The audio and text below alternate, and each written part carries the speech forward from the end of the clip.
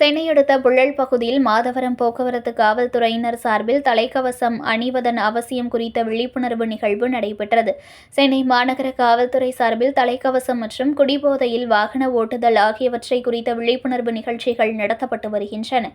அதிலும் குறிப்பாக பண்டிகை காலங்களில் வாகனங்களை தலைக்கவசம் அணியாமல் அதிவேகமாக ஓட்டுவதன் காரணத்தால் பல விபத்துகள் நடைபெறுகின்றன. இந்த விபத்துகளில் தலைப்பகுதிகளில் காயமடைந்து பல மரணங்கள் சம்பவிக்கின்றன.